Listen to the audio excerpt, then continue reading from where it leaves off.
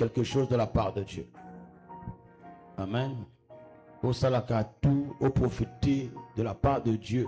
Tu dois profiter aux surnaturels. Nous allons ajouter quelque chose. Donc il faut venir à l'église. Au fond de toi, il faut avoir une prière. Seigneur, nous allons recevoir telle chose. Élever vie nanga la prière ou augmenter foi nanga.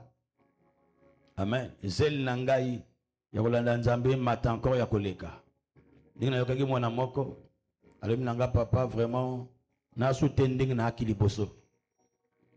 Ngana nini? Albi vraiment mobala ko bima menga na kochika na ndako nanga moko mena koka ko sambela soute. Na perdre force à prière. Na yebi soute comment prier. Papa Edenga, alobi na kolela. Bate mingi oyo. Bazo lela même si force à prière et à soute.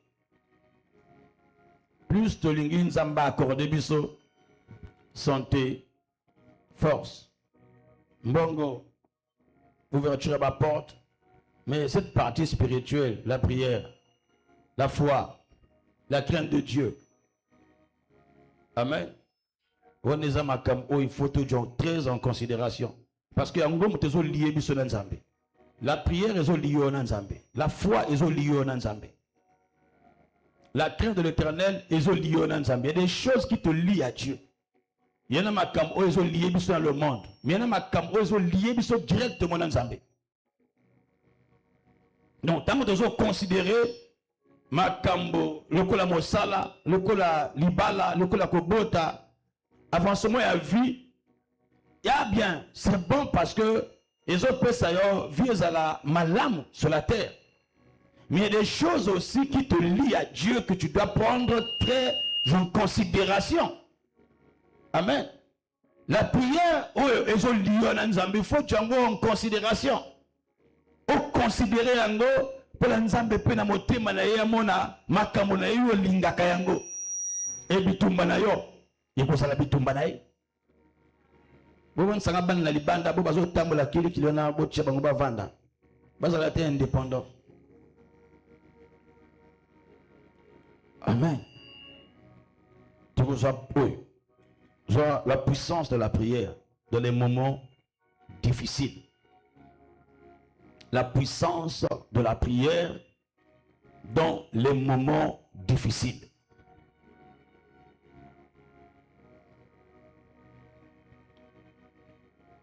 Nous allons prendre notre réussite que la mangana tongo lelo. Amen. Parce que nous sommes basés na kacha badra. Ba ola na.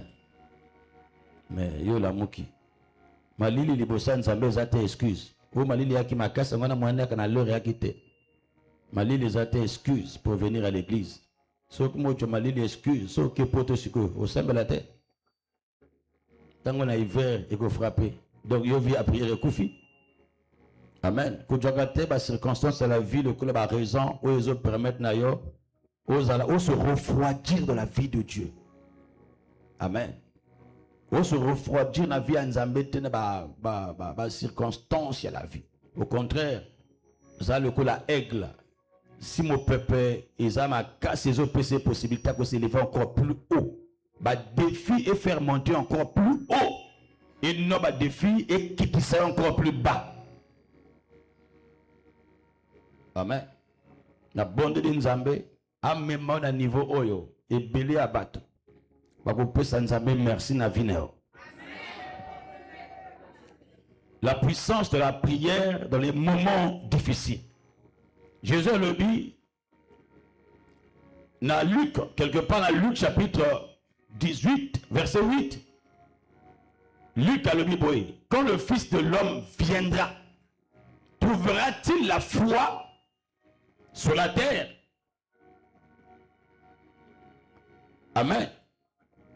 Azo s'inquiéter, n'a quelque chose. Azo prendre la foi. Luc 18, verset 8. Quand le Fils de l'homme viendra, trouvera-t-il la foi sur la terre? Donc la foi, c'est sur la terre qu'on trouve la foi. Mais quand il reviendra, est-ce que le Fils de l'homme trouvera-t-il la foi? Et lorsque tango y a le bien kozonga, et lorsque oye alingia kuta na ba croyant sur la terre, c'est la foi. Et a posé inquiétude. A dit si moi na motoyi, est-ce qu'il y a kuta kondima? Or si il y a la foi, il y aura quoi? Une vie de prière. S'il n'y a plus la foi, supprime la prière. Donc, si on continue à catcher ma famille, on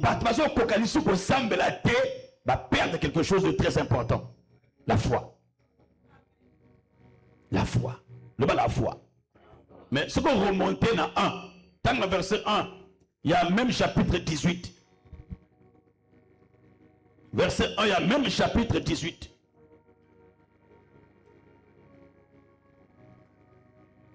Verset 1, Jésus leur adressa une parabole pour montrer qu'il faut toujours prier et ne point se relâcher.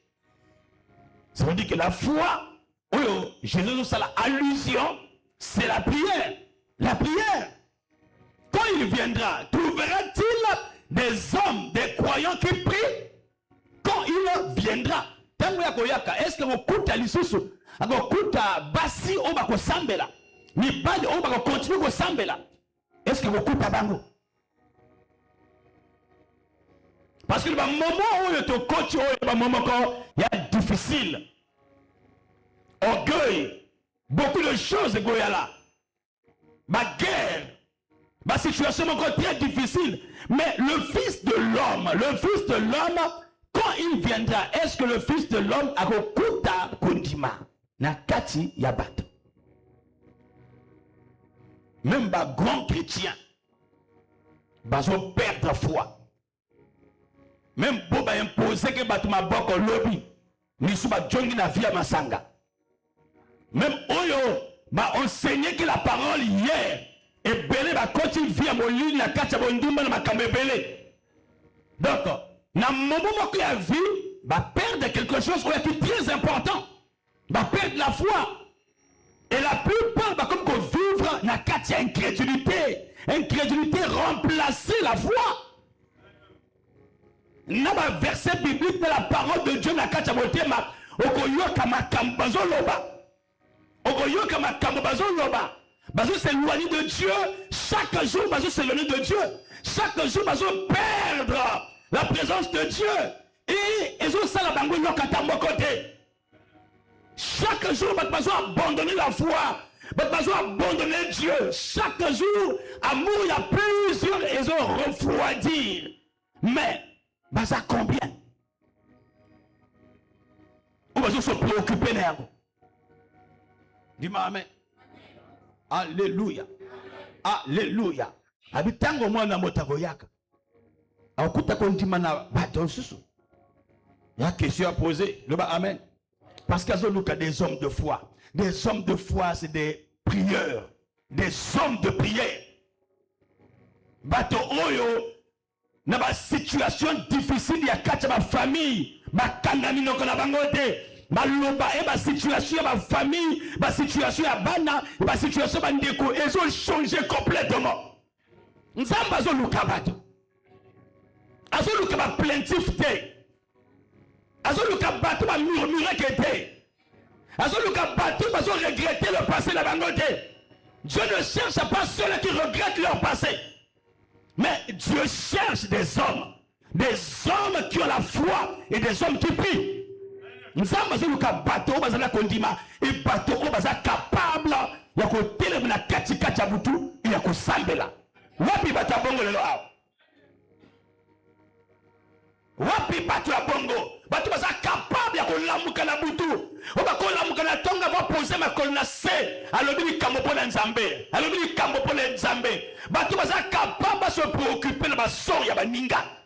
Intel azo bala te pona nini? Intel azo bota te pona nini? Intel makambo zo fongwa mate pourquoi? Ah, tête aux agabiens, tête aux solulakates, mais au vendier, je ne peux pas moninga. Est-ce que nous avons encore les lots? La génération de Zanango. Dis-moi, amène ma casse d'avancée. Est-ce que nous avons encore battu à bongo lelo na tongo to sa awa? Nous chacun a tiré épingle de la côté là. Ou nous tenons mon boulot qui a bien tiré dans mon propre. Dis-moi amen. On s'en coûte à plus d'incrédulité que la foi. On s'en coûte à plus de haine que la foi, plus de jalousie d'envie que la foi, plus de murmures et de plaintes que la foi. Nous avons besoin de perdre un peuple. Nous avons besoin de perdre un peuple.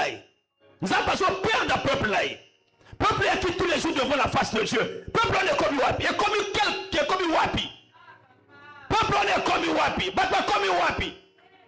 Batu bakisuki tongo eteli balamuka mbango bazo kimisa bana lata mbango tokende koluka nzambe peuple wana me bati tongo eteli makasa koluka nzambe asute wa peuple oyo nzambe aki nzambe ajuna nzele ya makila wapi peuple ango wapi peuple on nzambe so sacrifier pour na bango wapi peuple on nzambe atindi le fils unique eko kufa pour na sauver bango.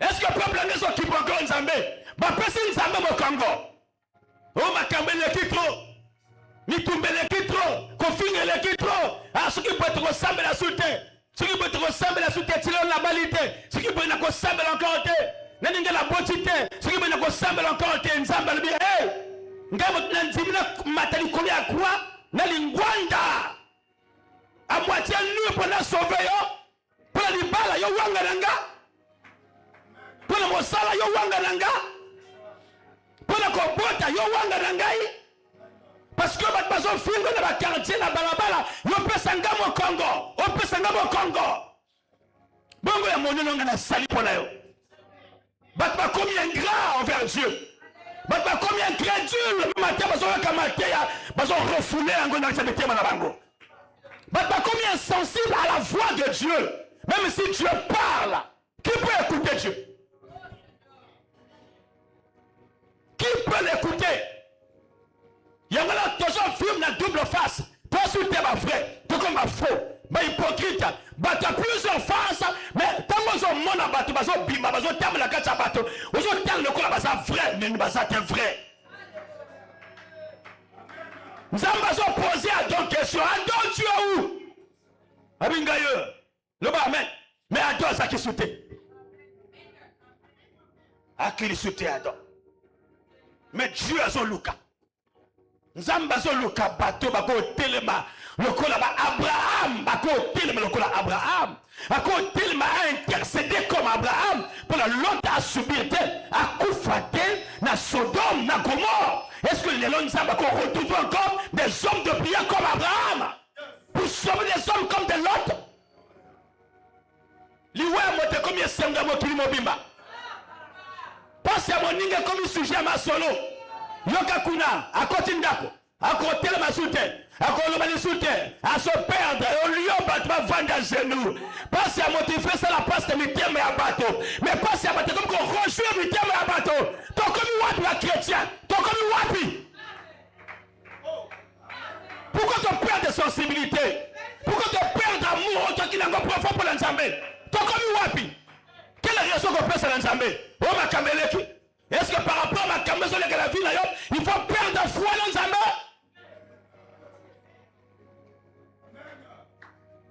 Abraham a persévéré 25 ans pour retirer Isaac.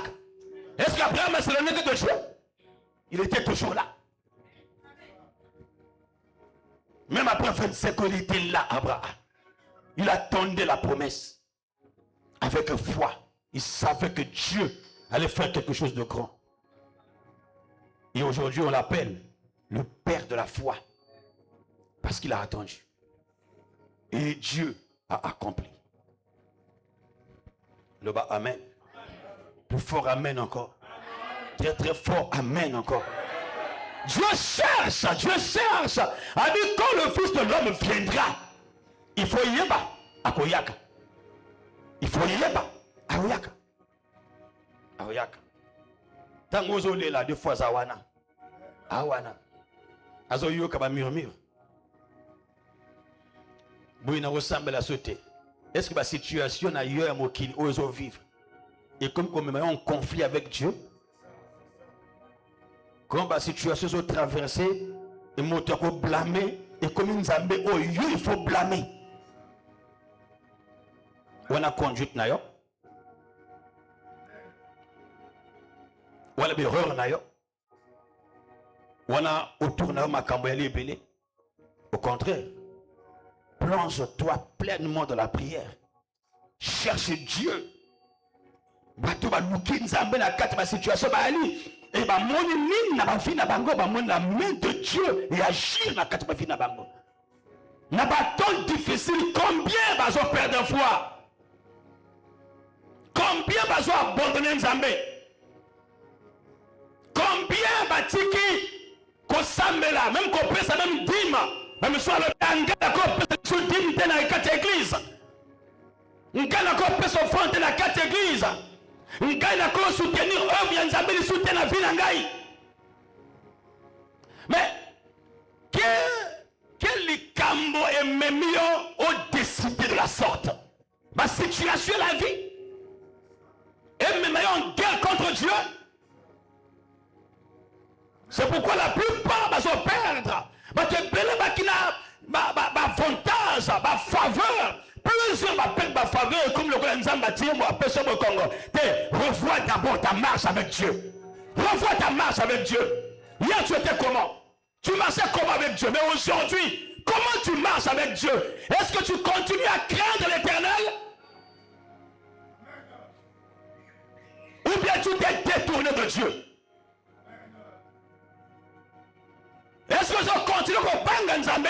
Ou bien tu as changé de direction? Quel macamozo ça en coulisses? Quel macamozo ça en secret? Dieu te cherche. Nzambazo lukayo.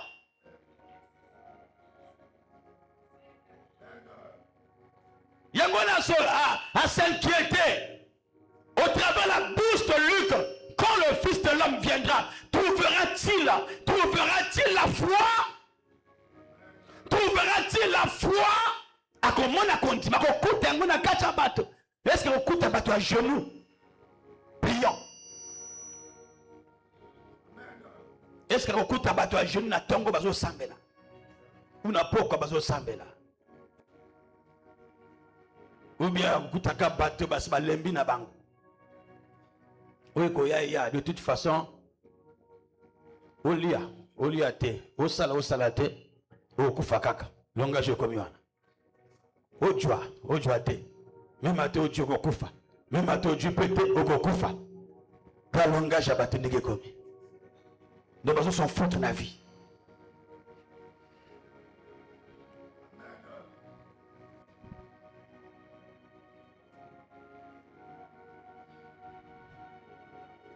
Appelle aux appels là.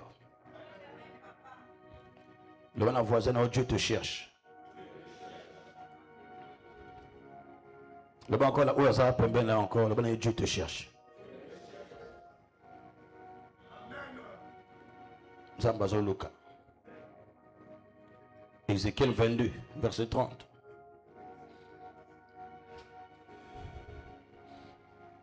Ézéchiel chapitre 22, verset 30.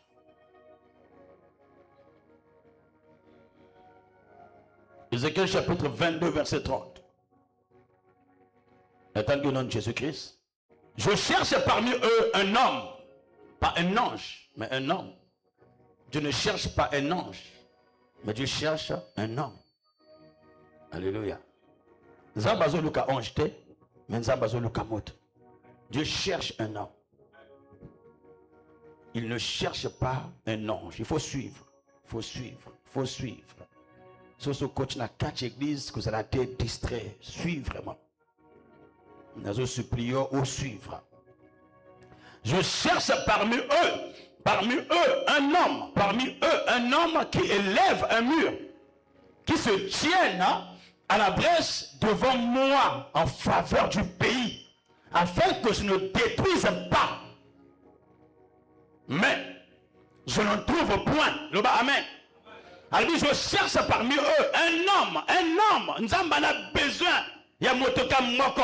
Pour la salika azana na motema te. Nzamba linga détruit. Mais si Dieu peut trouver un homme comme Abraham. Dieu ne détruira pas. Si Dieu peut trouver un homme comme Noé, Dieu va préserver. Il cherche. Parce que le plan de Dieu, tant oiseau mona, quand il y a battu, il y a passé, il y a bondoki, nous avons kanisa, il fallait détruire. Mais azoluka moto où il faut se tenir entre yéna peuple. Entre yéna peuple. Est-ce que vous avez moto? Où vous avez se tenir entre Nzambe et la famille? Est-ce que vous avez intermédiaire entre Dieu et ta famille? Et si Dieu prend la décision de détruire dans ta famille, qui va élever un mur?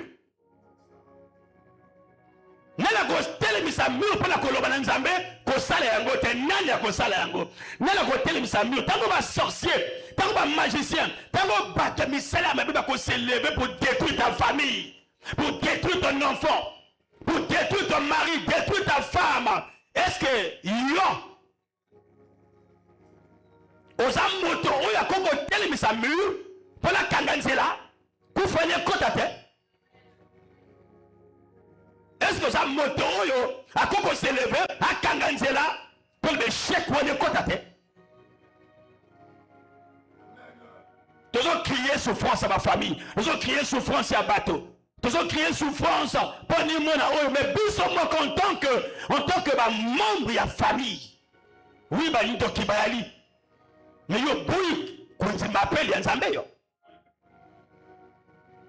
boui qu'on recevoir l'appel au salut. Yo boui qu'on recevoir l'appel à la prière. Tu as refusé l'appel à la prière. Tango eza, na tango ko sambela, yo sambela te. Tango ko yaka prière, pour le bondir na quatre églises, yo yaka te. Tu n'as pas le temps. Tu n'as pas le temps de prier. Mais quand l'ennemi viendra comme un fleuve, il va te détruire force de la prière. Comment il y a au Kanganzela wana? Comment au Kanganzela wana? Prière y a puissance. Prière y a puissance. Prière qu'on empêche l'œuvre de le diable et s'accomplir dans la famille. Mais Nzamba a besoin de moto ici. Nzamba linga côté na famille na yo, mais avec ton autorisation. Nzamba zate mercenaire. Nzamba zate mercenaire. Nzamba zate toqué d'abord. Je frappe. Si quelqu'un entend ma voix, ouvre la porte, j'entrerai et je souperai avec lui. C'est toi qui dois ouvrir la porte. Et ça, yom te sengelo fongo la nzela.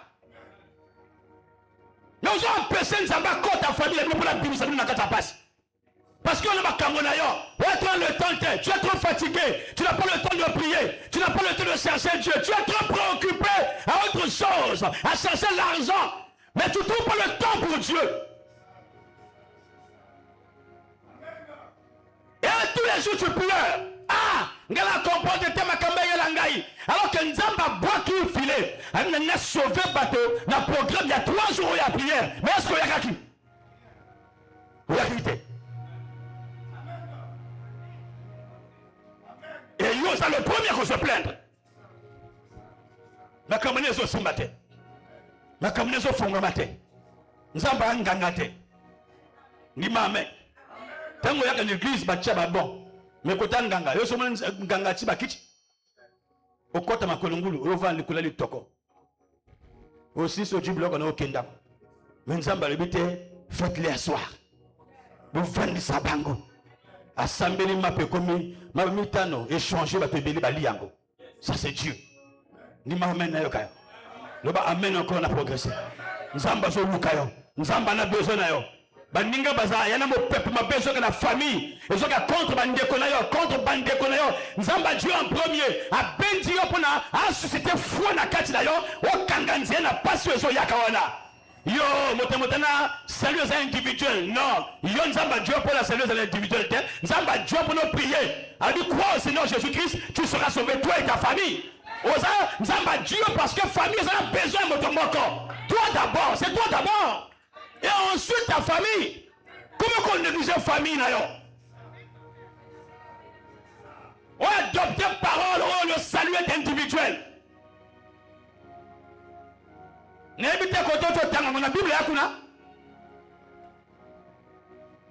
Alors que la Bible dit, toi tu dois croire. Toi tu dois croire. Parce que ton petit frère doit être sauvé. Parce que ta maman doit être sauvée.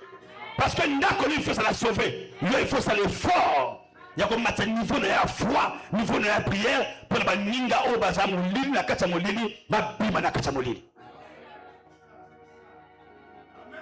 Si pas de misma yebi nzambete, moi connais justement ça ma côté le misa. Onga na bango, le bango yaka prière bango yaka te. Est-ce que bango vend des genoux pour la banque? Est-ce que bango pèse bango conseil ba luka nzambe? Ah yozo la la pongi angala sina kena ngai te. Skita. Quand on a chaud, bête papa la mouka. Oh RC coquille sur la naga miso. Toi que tu fais tu que panja mais sur la miso. Là t'as papa alors tu que prière. Ce que je fais, tu ne comprends pas maintenant. Mais tu le comprendras après. Mais maintenant, un jour, à quoi soit raison. Ah bah, n'a pas si papa raison. Il y a raison. À John la force, mais là, on a comprendre pourquoi il faut prier. Si on a semblé que tu as une situation, si on a semblé que tu as une bongité, si on a semblé que tu as porté fongabité, bah tu alors, bah précieux que merci. Yon te voit mon nom en bourreau, bah comme mon nom en sauveur. Au commun Moïse pour la famille maintenant. Nous m'amène bien. Na prière nous amène à esprit ou à la carte na yo. Ou comme ma salut à famille na bio tout mobimba. Au nom puissant de Jésus-Christ. Nous m'amène ma casse. Nous ma père. Na cinq esprit à prière. Esprit à prière. Ou que sauver libota nangai. Na bio une minute ça la prière. On va Seigneur père sang esprit ou à prière et sauver famille nangai. Priez.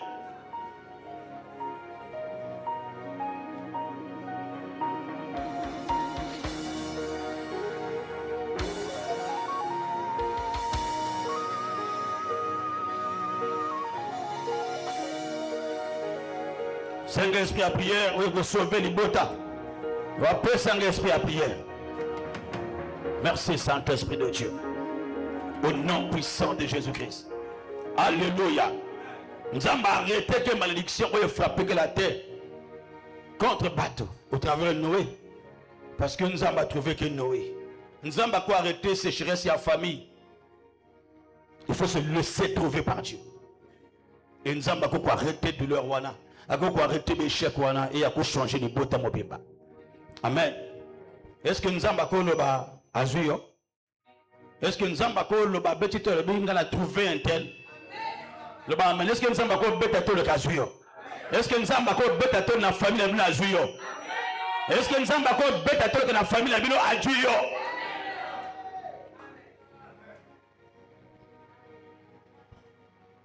Il faut en abattre le col à Noé. Pour l'espèce humaine, et ça la préserver.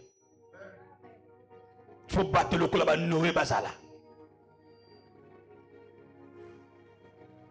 Et Dieu a dit, j'ai trouvé un jeune homme, David. Il a trouvé David. Il a trouvé David na une mort sainte.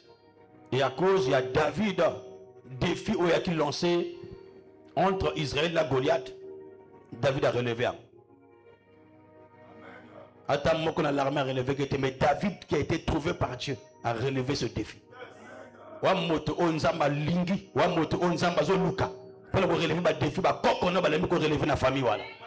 Même à ta mosala, mon nanté na kacha famille, yoza moto go jwa mosala, et na simana ba tomi ba jumi sala. Yoza moto ko bala na simana ba ninga ba bali. Wamoto ba porte ko fongwama, et au travers de toi ba porte ba te développer ko fongwama. Na yo kamen na ma kasete. Pour ça mène encore plus fort à avancer. Alléluia. Nzamba lingi yo fongwama. Nzamba sali yangote ya pamba. Si nzamba fongoli yo parce que au travers yo, il faut yo kakena simana ba temisu ba fongwani.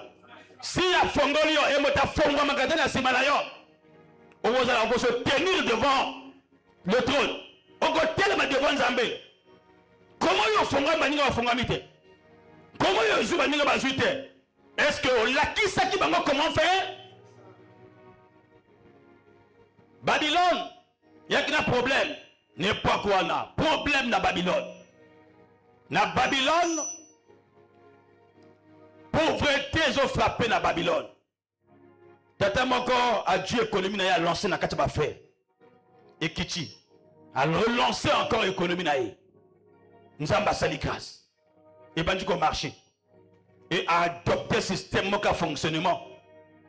Au bout d'un temps, à comme plus riche que le royaume. Le roi a qui touché. Comment un homme a la plus riche que mon royaume et plus riche que le roi. Alors qu'il y a qui pauvre la carte à cité un. Il faut que nous bengaï. Bengi ba meme liboso na cour ya roi. Tout n'y est bon. Comment il est la plus riche que le royaume? Abi, parce que nous avons la technologie, nous avons la possibilité de faire ça. Vraiment. Est-ce que vous partagez un groupe? Il y a 100 jeunes. Nous avons formé pendant quelques mois. Et nous avons salé Batouana. Nous avons libéré Bango dans chaque département. Dans chaque place où ils ont. Dans chaque place où ils ont un leader où ils ont dirigé. Bah salier, bah sangisi Batouana, où il a formé pendant quelques temps. À former, à relâcher Bango. Le amen. Bah même résultat où il y a encore vu la quatrième activité, Babylone est battu au vivre. Et Babylone est comme très puissant économiquement, très riche, que Batba a envié Babylone. Jusqu'à ce que l'étranger, la transaction, Batba comme Royak la Babylone, Babylone, la quatre histoires de la Bible, Babylone a quitté, Royaume a qui pauvre, il y a qui riche Babylone. Le bas amen. Mais il y a qui n'a moto moi qu'à comprendre Angelawana a aidé Balinga Batoto à Fongwani. Lima amen na yokayo. Et Sengone Zalaki Bato Bajua Oyaki Nango Babonga ndenge ya bongaki. Nzamba ko laksa Nzela pour le laksa baninga Nzela. Boba kontima ba laka ba yokayo babongi lokola yo bongi. Et on a prié Nzambe après sa sagesse. On peut permettre de transmettre à tes ébélés tellement de choses yango na bateau baza fidèle là qui ne peut pas le coulayo au nom puissant de Jésus-Christ. Dima amen makas. Dans Psaume 89, David a été trouvé par Dieu et David a délivré Israël la Goliath.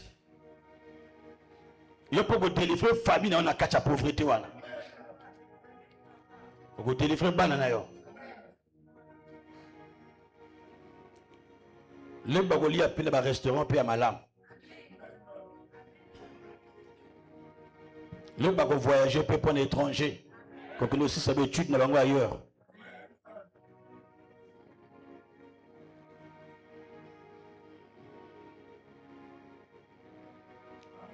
Psaume 89 verset 21. A dit j'ai trouvé David. J'ai trouvé David. J'ai trouvé David. La place à David, c'est toi. Est-ce que nous avons battu à vrai? J'ai trouvé David. J'ai trouvé David. Un homme de prière. Où il a relevé ma défi dans le Israël. J'ai trouvé David. La génération a relevé ma défi. Ma défi. Où il s'est Israël et ça l'a élevé dans le royaume. Amen. Donc la prière est un simple moyen de communication. Moyen de dialogue. Il y a intimité avec Dieu. Et ça qui est au-delà. Il y a communication avec Dieu ou dialogue avec Dieu. La prière va au-delà de ça. La prière te permet de relever les défis de la vie. Il y a un camo papa dans l'emba. Mais si on a un homme de prière, on va relever le défi à chômage. On va relever le défi à l'échec.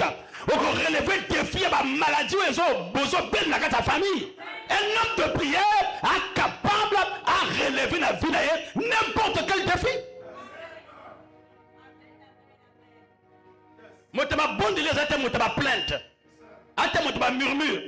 Attends, je suis nyonga. Donc, et si on peut ça votre possibilité, la prière, il y a que ça en communication avec Dieu. Amen. Et si on peut ça peut votre possibilité, il y a que détruire les œuvres le diable. Moïse devant Dieu et devant Pharaon. Premièrement devant Dieu. Et après devant Pharaon. Amen. Ce que c'est le Kanzame, la quatre églises, c'est devant Pharaon. Ben, chèque, il y a la vie. Qui est affronter en vaincre. N'a pas moulu au vaincre dans le combat dans tout. Ya pamboli au vendre ba défi na tout.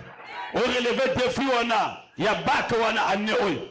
Au relever défi wana, ya examen na année oyo relever yango. Ya concours wana relever défi wana. Au nom puissant de Jésus-Christ. Dis-moi amen bien. Ba défi eza ebelé. Défi ali boso to so yango yawa. La prière. Amen. Et quoi régler nini? La prière règle le problème du choix. Amen. Du conjoint. Ou, entre parenthèses, conjointe. Prière, ils ont réglé le problème, il y a choix. On a un problème, il y a choix. Dans les balles. On se confie dans la prière. Ils ont réglé le problème, il y a choix. Il y a conjoint, entre parenthèses, au-dessus conjointe. Genèse 24, verset 12. Il y a un défi. Il y a un défi qui toque. Ou bien si tu vas comme qui toque. Prière, il y a un moyen pour permettre na yo. Oye ba nani aza na kati ebele nani aza pona yo. Pona la vie. Le ba amen.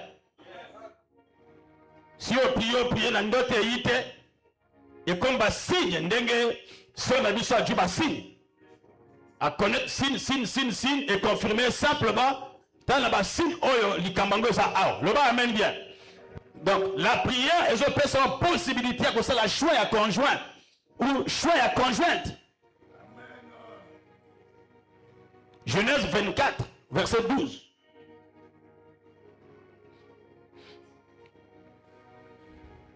Genèse 24, verset 12. Et il dit, Éternel, Dieu de mon Seigneur Abraham, fais-moi, je te prie, rencontrer aujourd'hui ce que je désire.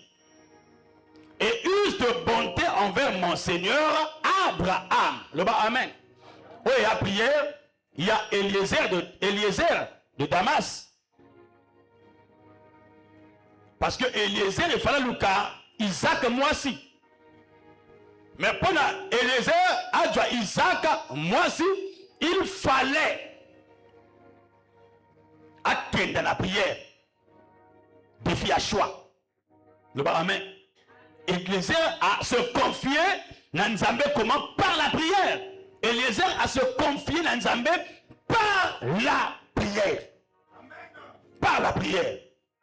Et tant que à qui la prière a Sambeli dans verset 27, 26 pardon. Alors l'homme s'inclina et se prosterna devant l'Éternel en disant, béni soit l'Éternel, le Dieu de mon Seigneur Abraham, qui n'a pas renoncé à sa miséricorde et à sa fidélité envers mon Seigneur. Moi-même, l'Éternel m'a conduit à la maison des frères de mon Seigneur. Le bas amen. Alinga simplement à passer réussite na voyage nanga et à permettre nanga la trouver pour na Isaac, moi si Wazaki destiné. La prière me te permettre na Eliezer akuta na moi si Wazaki destiné pour Isaac. Il y a qui défi. Amen. Il y a puissance à la prière. Où ils ont permettre na yo oh bimanabaton où c'est difficile. On a yom le bâton difficile. Basi tu vas comme qui toque. Le cola Moïse Mbiye, le bas amène bien. Moïse Mbiye ont traversé la situation encore et pareil. Basi tu vas qui toque. Basi tu vas linga et la moisson au bout est tellement célèbre, tellement élevé, mais quand tu as quel mois-ci où il y a qu'on dit mais sincèrement. Où il y a qu'on linga et pour la oya zali. Où il y a qu'on linga et pour la gloire au tu as commis en go. Mais où est-ce qu'on linga parce qu'on linga Moïse Mbiye en tant qu'homme, sans le reste. Dis-moi amen. Il y a un besoin de crier, belé. Oh, abalate. Mais à comme le moment où il faut y avoir un tchalo polo. Pour ce que tu as un bé, oh, tu as bâti, on a tout un bébé ça. Il faut y avoir nan, oh, il y a partager, gloire, oh, il y a un wana, nan, il y a partager gloire wana. Est-ce que vous avez été moto à une tongo à part bondinga gloire auto? Mais il faut vendre à genoux. Il faut consulter Dieu à éprouver ma voix où ils ont yoka. À éprouver beau il y a un monde de loin. Aïe, est-ce que ça y est? Où est-ce que ça dis-moi amen. Yo quand si on a 4 caractères dans la voiture, il y a luxe. Ndako so tongi makamboto so tongi yo célibataire. Il y a moi ça au boy na caractère wana. Est-ce que tout va Rolanda on a tout bazar yo? Est-ce que tout va Goya on a tout bazar frère? Mais il faut trouver où ça yo. Mais vous trouver comment? La prière. Dis-moi amen na yo kayo. C'est la prière où vous permettre na yo, où ça un bon choix. Père, ce qui a ça, ce qui organise au monde, il y a ça, il y a bon ici pour nanga. Prouvengai. Il y a compliqué. Prouvengai zai. Il y a comme on a bisele li oyo. Akine angote bezele ya ye bomba na kachiwana e banjo bima. Au monde a bim na tongo le puta na ton. Et tumba na voisine. Eh mbata poa, li puta chua. Eh bolokota lokota. Eh ko sala makana lo o yo pozo le kananjela wana.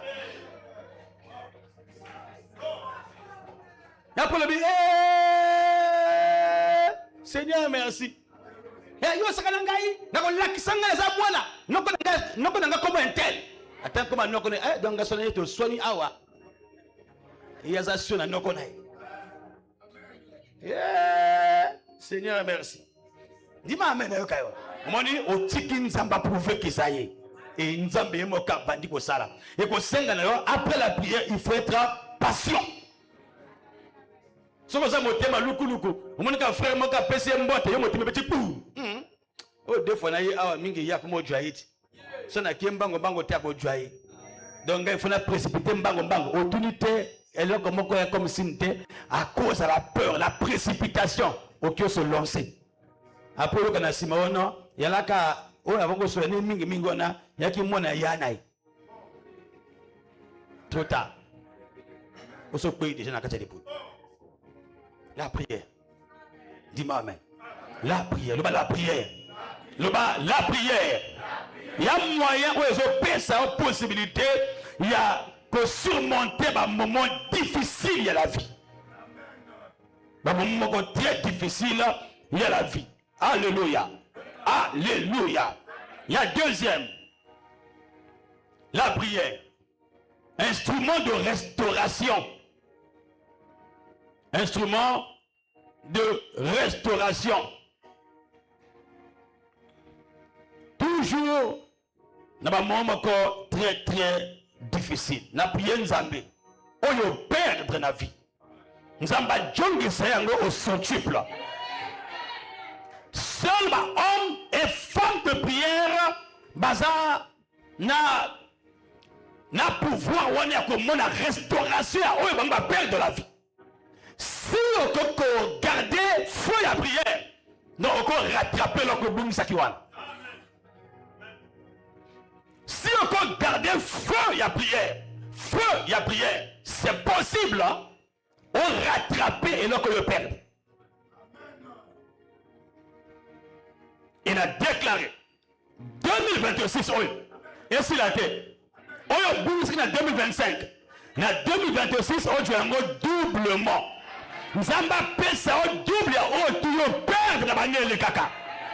Si amène la violence à m'accorder grâce à Alléluia. Alléluia. Instrument de restauration. Il y a des belles à perdre ma cabébélé. Et c'est la moitié monnaie à la gâté. Wakana mawa. C'est possible. Par la prière, on retrouve le choix d'ailleurs. Et on a un degré pour la famille, mais c'est la kacha. Mon père de Sengo na kata famille na bino. Nzamba Djongi se Sengo e bunga na wana. Nzamba Djongi se Sengo li bota na yo. E Sengo mabala e Djonga na famille. E Sengo misala e Djonga na famille. E Sengo ya élévation e Djonga na famille. E Sengo ya promotion e Djonga na famille. Si on a sur les famille na bino ndina mel ko le katu wa na kacha. Dima encore amel ko le katu tout wa na kacha église. Joël 2, 25. Instrument et restauration. Ça veut dire que par la prière, c'est possible Dans le moment où on a détruit, on a restauré. Joël, chapitre 2, verset 25. Je vous remplacerai les années qu'ont dévoré la sauterelle. Je vous remplacerai. On a te perdre quelque chose. Nous t'aimons un souci. Est-ce que nous avons récupéré?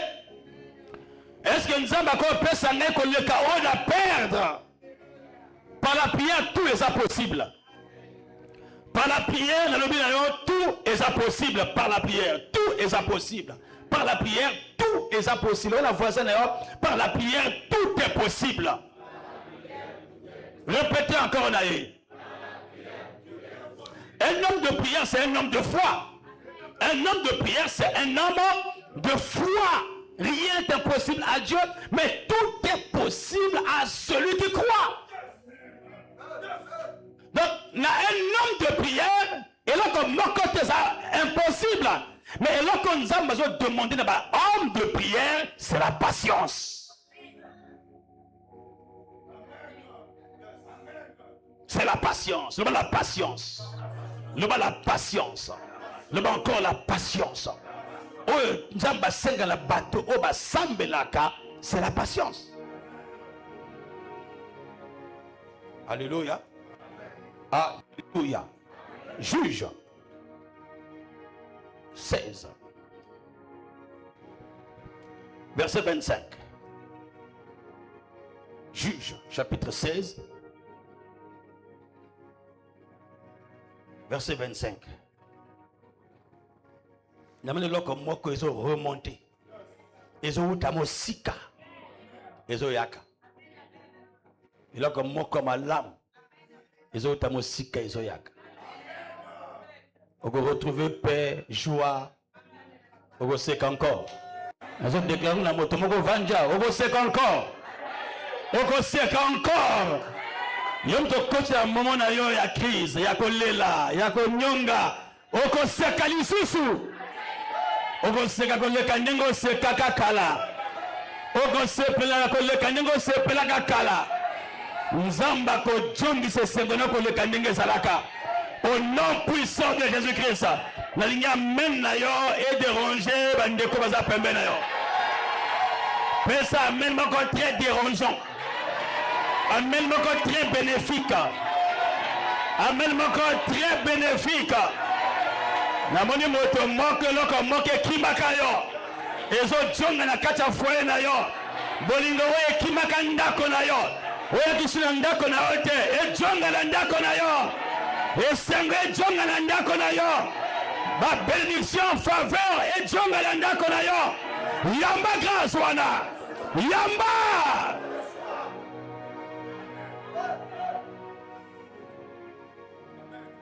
Juge 16, 25. Juge chapitre 5, verset 25. 16. Juge chapitre 16, verset 25. La Bible dit, dans la joie de leur cœur, ils disent qu'on appelle Samson, qu'il nous divertisse. Yo koma awateyo. Vous allez jouer à mototé. Et pas comme ça marionnette. Objet na bango ya plaisir. Bah c'est kakatang bazo mona yo. Na déclaré par occasion bongote. Moto mokote à se plaire na malheur na yo. Et nzamba ko tikate ba vanda ona pour ba sekon na kacha passe. Nazo déclaré en tant que prophète. Et là quand tu as passé cette direction ndako na yo. Et ko komate. Il va commander.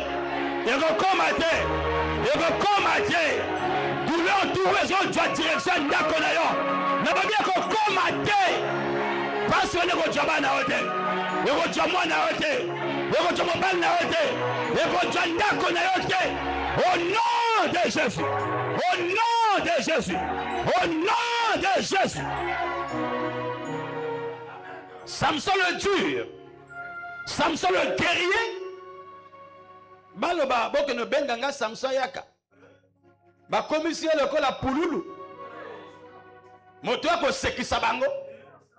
Samson on a mâchoire ya âne. A quoi frapper 1000 Philistins, bango tout va KO. Venez dans le Samson. À perdre tout. À perdre tout. Samson a une force telle pour son ennemi. Samson a commis fatigué. Mobile a boutako yaka a commis ce mobile na boutou. Moi ça boutako sala. Bibi a boutako lisa a commis fatigué à une force spiritualité. Et Bélo Zanakacha on perd beaucoup de choses. On comme qu'on vive l'impression. Bayeba déjà. Mais il faut nasala au moins boye pona bakanisa boye. Il y a vie normale soutien comme une vie à mensonge. Le bas amène na yokayo. Oyo batu ba mona au moins. Na kolate na lati na bombo makam oyo bango bazo soupçonner. Parce que tu as perdu beaucoup de ta vie. On perd en argent, on perd en relation. Tu as perdu beaucoup de choses. On peut se poser la question, est-ce que lobby, on a la boulissure, est-ce qu'on a encore retrouvé un nom? Est-ce qu'on a encore John dans les sous qu'on est candé dans les alaka? Tout est impossible si tu es un homme de prière. Tout est impossible si on a monté ma bonne de lit. Encore relever tes flous là. Encore relever tes flous là. Encore relever tes flous là. Il y a impossible. Le bon la voisine est impossible. Répétez bien, le bon est impossible. Le bon encore plus fort est impossible. Il y a impossible. Exact impossible.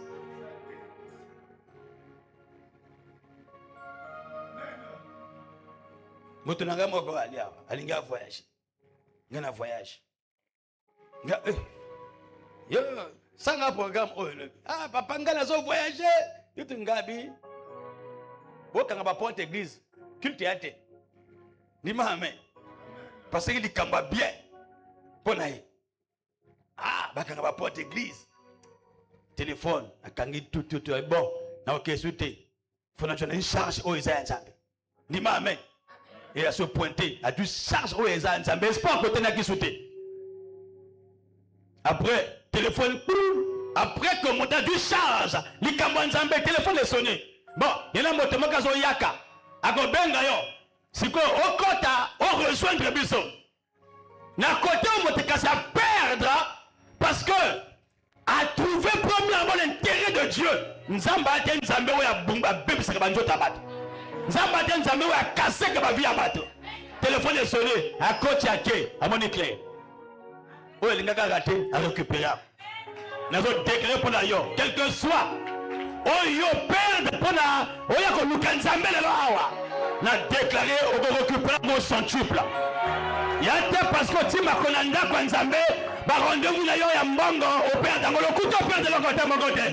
Na déclaré semaine nous sommes pendant lundi oyo. Ti dimanche, on va jouer ma kama ko raconter. On tu vas témoigner, on va raconter.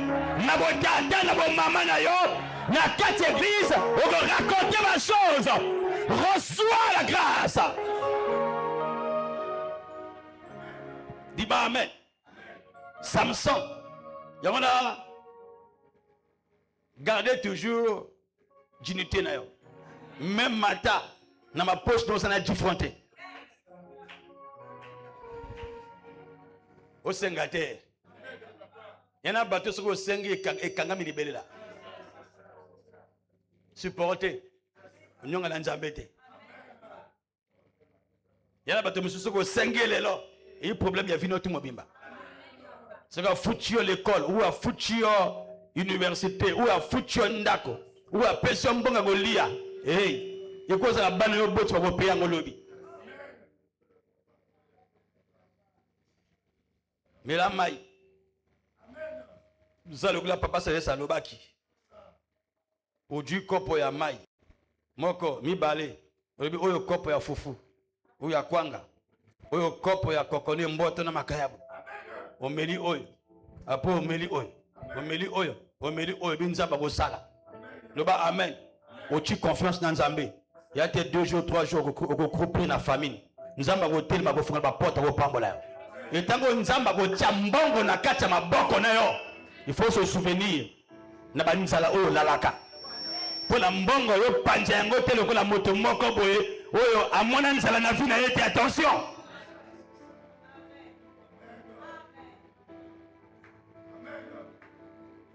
Parce qu'il y en a tant de restauration de ma famille. Mais attention. Oh Dieu, le cola qui. Ah, on s'en va plus. Oh, attention. Attention. Oh, tu as Dieu à la chair pour d'ailleurs. Oh, tu as Dieu à la valeur. Même centime. Au monde, on l'a langue. Eh, il y a un colo. Oh, même sans fond, on a un côté. Il y a un colo. Oh, il y a un vanja. Même sans fond, la poche de sa côté. Il y a un colo. Même Baninga, tu as un bango. Vananza la tongo. Pourquoi? Ou là, la pomme, tu as cabana, tu as répété. Oui, il colle bon la vie de Zalaka. Si Dieu se lève pour te restaurer, pense. Kanisa nzela oyo uchi. Kanisa nango. Obwaka mapa oyo zanga bien la voirité.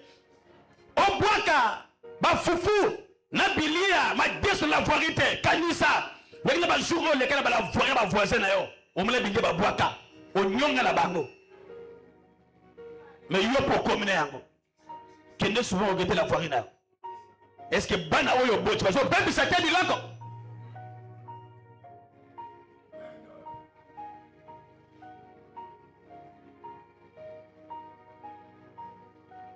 Alléluia. Vous avez la marionnette à mototé.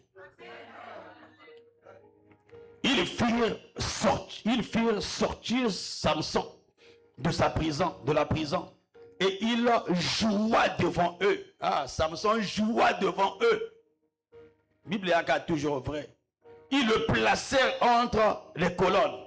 Verset 26. Et Samson dit au jeune homme qui le tenait par la main, laisse-moi afin que je puisse toucher les colonnes sur lesquelles repose la maison et m'appuyer contre elle. Amen.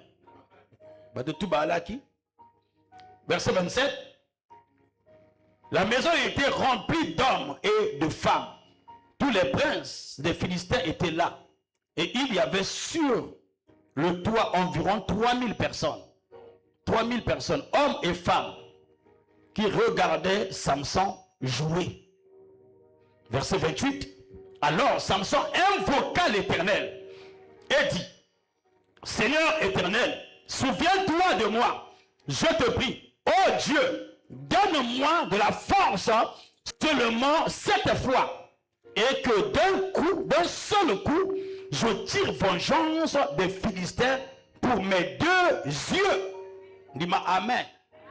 Et ce que tant d'histoire pour notre la fin, yoko mona nzamba iko tungi sa force na Samson et pas Samson a perdre de force.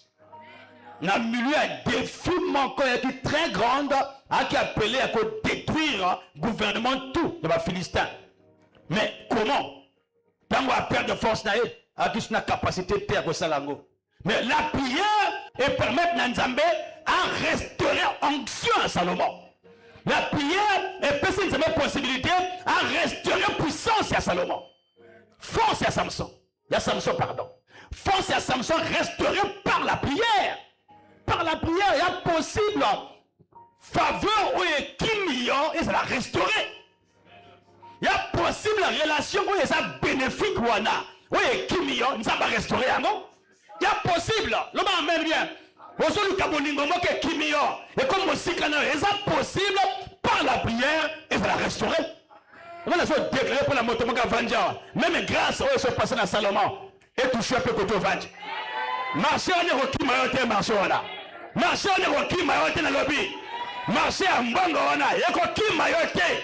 Même à ton moni porte on a et fonga bien comme Kima. Le tout puissant qu'on rattrape un marché on a. À qu'on rattrape la promotion on a. À qu'on rattrape l'avancement on a. À qu'on rattrape Yango.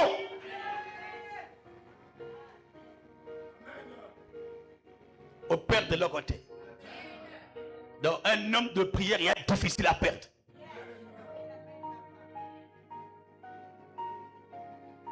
Un homme de prière est difficile à perdre. Donc dans ma boque il y a un homme de prière il est difficile à perdre aux années on a beaucoup na. Dans un moment difficile prière c'est la différence. Amen. Ou abandonner tes prières parce que le côté n'a pas tombé très difficile. Il y a l'erreur. Dans votre côté, dans un moment difficile, prière est à arme. Prière est arme, prière est moyen na yo à libérer mon thème na yo. Batamoki ba ko seka yo. Soko pesi tu na batamoki.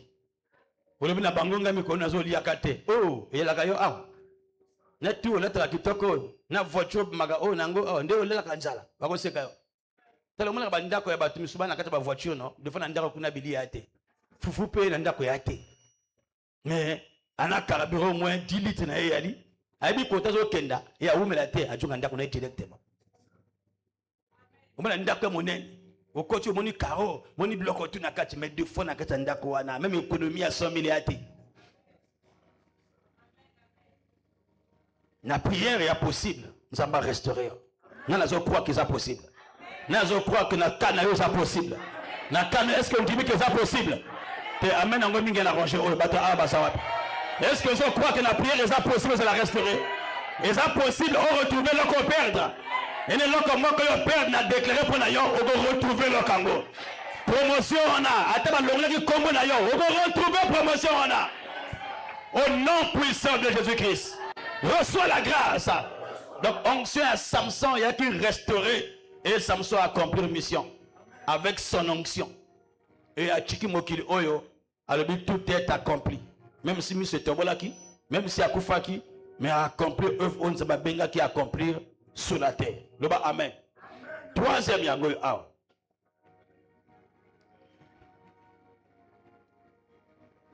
Ou toujours la prière.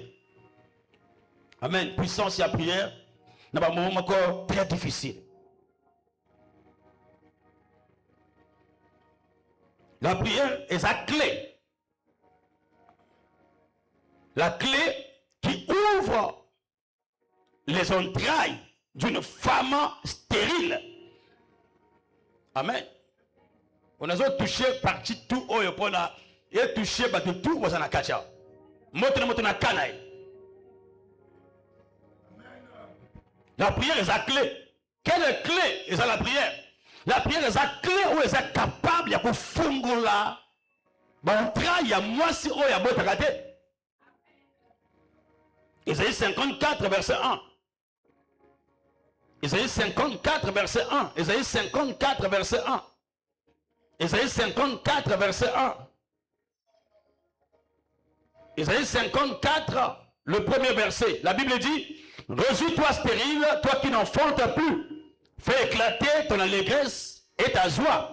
Toi qui n'as plus de douleur, car les fils de la délaissée seront plus nombreux que les fils de celle qui est mariée, dit l'Éternel. Le bas, amen. Isaïe 54, verset 1 à verset 2. La clé qui ouvre les entrailles d'une femme stérile. La prière. 1 Samuel chapitre 1, verset 9 à 10. Prière est la clé. Où ils ont formé la porte, il y a montré, il y a moi si au bazo sekaye, moi si au bazo fingaye, bazo seka, bazo fingaye combat. Pour le moment, na 1 Samuel chapitre 9, verset 1 Samuel chapitre 1, pardon, verset 9 à 10, prière et fongoli, l'ipumuya Anne a dû dire Bochi. Est-ce que ça a? Nous avons traversé une situation très difficile. Dans côté Kobota, et impossible par la prière, nous avons fondé la porte à Kobota. Kobota ya kaka ya bana pété. Deuxième boutique na faut bota. Deuxième atelier na faut bota. Deuxième le pang na faut faut somba. Et là quand sika on ne somba te, kende go tsoyango somba. Na libérer grâce wana lelo et toucher vie na lelo na tonga. Et produire na kati na même bilamba oyo waki sune yangote. C'est-à-dire et produire ba kambo ya sika oyo kufaki na ndako na yo. Yamba grâce wana za yo. Alléluia. Donc dans un moment difficile, utiliser clé à prière pour na aimer maillon na maternité, aimer maillon na fécondité. Et fermer la porte yo djadjen yo pota. Donc dans un moment difficile, dans la prière, nous avons fermer la porte et à celle de Kabamonen. Quatrième yangoyo. Le ciel sur la terre.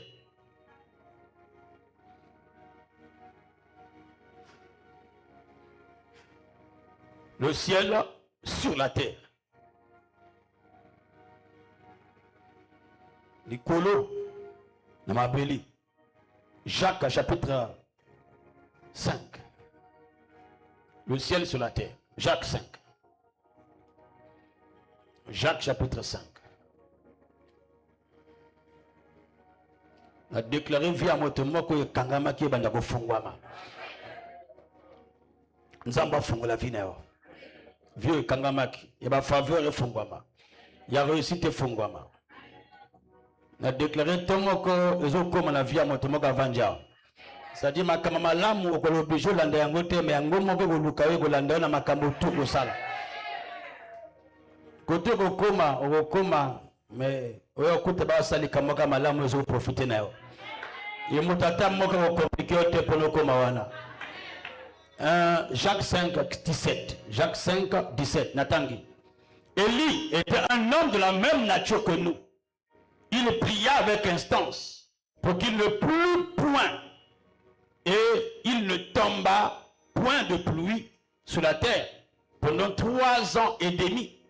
Na 18, puis il pria de nouveau, et le ciel donna de la pluie. Et la terre produisit sans fruit. Le bas, amen. Élie était un même. Élie était un homme de la même nature que nous. Élie a qui na makila, Élie a qui na poso, a qui na chair, mais Élie a qui un homme de prière pour nous provoquer bah, situation surnaturelle. Wana. Le ciel a obéi à un homme. Amen. Le ciel là. Vous voulez non qu'après 3 heures et demie, vous voulez non qui? Il connaît Kangama. Il connaît Kangami. Quel homme. Donc, des hommes de prière, bazar, capables, il y a combat homme surnaturel. Il y a possible. Ma mystique, on va dans quartier, ma craindre que ma chrétien, on va na vie à prière, très élevée. Si vie à prière est très élevée, on continue qu'à l'humanité pour la divinité. Donc, il y a un passage, il y a l'humanité et la divinité, c'est la vie de prière. La vie de prière est ça, le tikabomoto comme un zambé. Dans le collet à montagne, il y a transfiguration. Jésus a prié. Balobi, bah vêtement n'a comme d'une éclatante blancheur. Changement état. Comment changer facilement bon? A changer facilement bon parce que Christ a qui en plein prière. Pendant qu'il priait, l'aspect de son visage changea et son vêtement devait d'une éclatante blancheur. Ça veut dire qu'il y a un changement aux autres état homme pour un état divin. On changer complètement. On a déclaré, dans le moment de la prière, même Bando qui va craindre. Bando qui va banger dans la famille. Chaque fois qu'on semble la ndako na to bojil ndokite akufikuna. Nima mena ka. Chaque fois qu'on a la prière, ndoki moko la famille na yo azo perdre de sortir à Kidango. Chaque fois qu'on a la prière, porte à motomo la famille na yo ezo fongwa maka. Chaque fois qu'on a la prière, l'élévation à motomo la famille moko ezo se passer que dans la prière et qu'on affecté autour na yo, bon ça approche na yo. Moi je vis la prière et à Christ et affecté Pierre et affecté na Jacques. Amen. Et affecté les gens. Il y a un likolo, tant que se retrouve dans mboka mbalo na bango, to yamba mo continue note abima biso na mboka. Balobi abima na mboka. Mo konji, taba boyo yamba yo. Chikato belle la motte boma bango tout. Amen. C'est-à-dire que la grâce, il y a communion entre le Fils et le Père. Et libérer grâce moi qu'on a katia Jacques, na katia Jean. Bah comme Élie la génération à Christ a gagné parce qu'elle était pour perdre les âmes des hommes. Sinon, c'est pas tumba kambo kawana. Parce que la grâce d'Élie est sur repose que nous connaissons. Dis-moi amen. Na déclaré vie à prière na yo. Et faut la porte à l'œil qui nous attend à la poto. Et faut la porte à ndekona à tabaza wapi. Yo moto yuko semble la dimanche à l'élan. Porte tout et kangama la ndekona la famille. Yes, la mabali, c'est la nisala. Prière na yo a tombe yo fongo la bango ba porte. Ba faveur et la ndaba côté bazali. Au nom puissant de Jésus. Amen. Joie 1 roi 18 30 à 38. 1 roi 18, 30 à 38. Tokena 5e. 1 roi 18, 30 à 38. Oui, l'ici, tu peux expliquer l'inde awa. 5. La guérison et la santé. Nzambe azo telema et Nzambe azo permettre na yo olonga défi maladie. Parce que tu me so vanji awa oza malade na kati ya corps na yo. Mais la prière, il y a pouvoir. Il y a qu'on relever la maladie wana. La guérison et la santé. La guérison et la santé. Parce que dans la partie 4, le ciel sur la terre. Amen. 1 roi chapitre 18, verset 30 à 38. Voilà ce que l'on doit approfondir. On a vous comprenez, prière et qu'on peut apporter nini. Prière et qu'on peut manine. Et qu'on met le ciel qui est sur la terre. Et qu'on mette aux arrêts système moko ou tellement qui contre vinaire. Amen. La 5, la guérison et la santé. Jérémie 33, verset 6.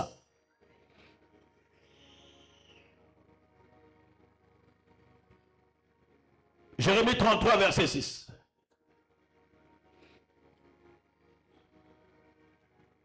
Batbazo yoka na pona kosala bolamu. Batbazo yoka na pona kosala bolamu. Na kacha batbazo yoka na moto moko alingi te bolamu ngo yaka. Mina kota mosala nzamba ko affecté oke na mosika. Mutango paza alikolo. Ana voix oui ko empêcher les kamoka malamu yaka na kacha na yo. Mais nzamba ko déplacer yo ko jelo kamoka bien.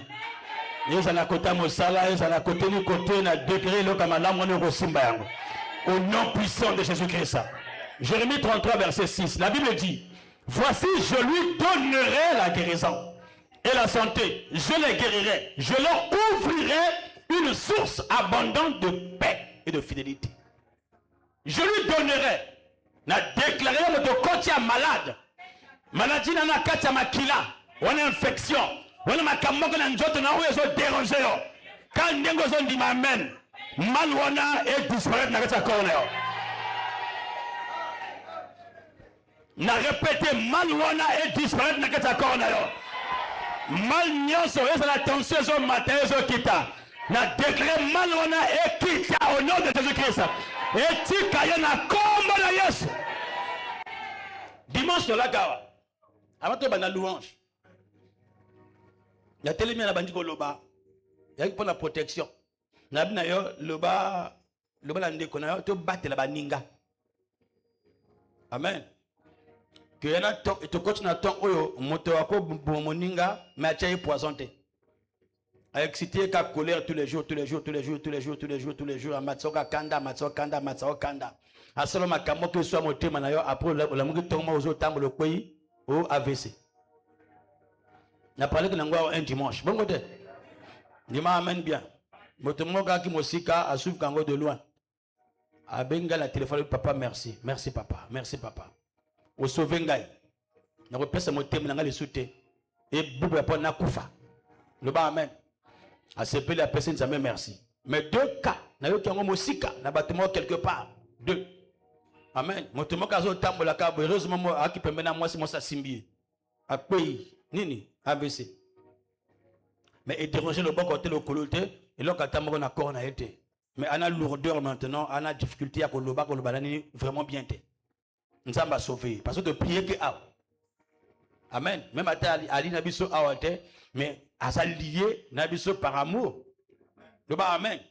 Et prière où est que toucher place à Vandaki. Deuxième, na tongo babenga na tongo. Quand na tongo et papa moto mosusu.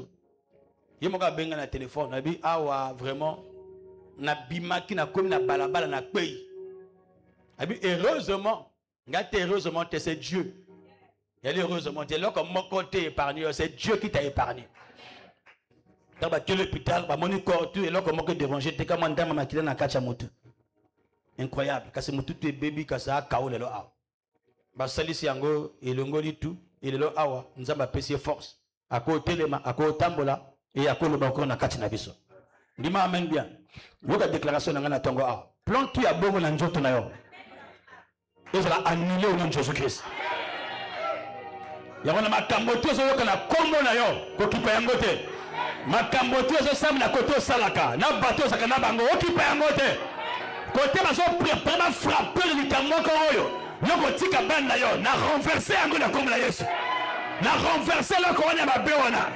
Oui, c'est toute direction na yo. Yoko combattre la vie na yo. Au nom de Jésus-Christ. Reçois ta protection. La guérison comme un don de Dieu. Comment recevoir la guérison comme un don?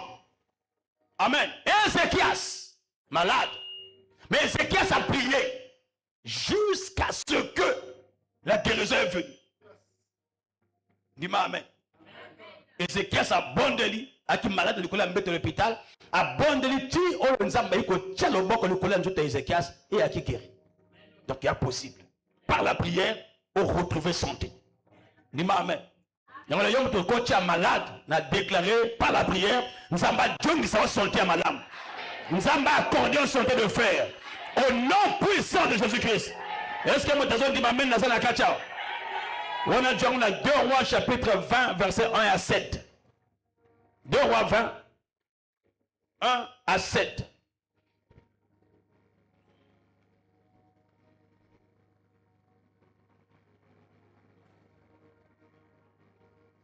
Deux Rois 20, 1 à 7. Il y a 6.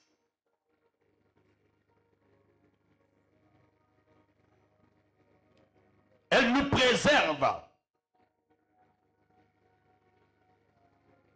Elle nous préserve des hommes méchants. Et je batte la biseau.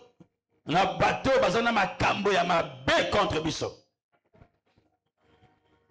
Daniel chapitre 6 verset 10 16 na 22.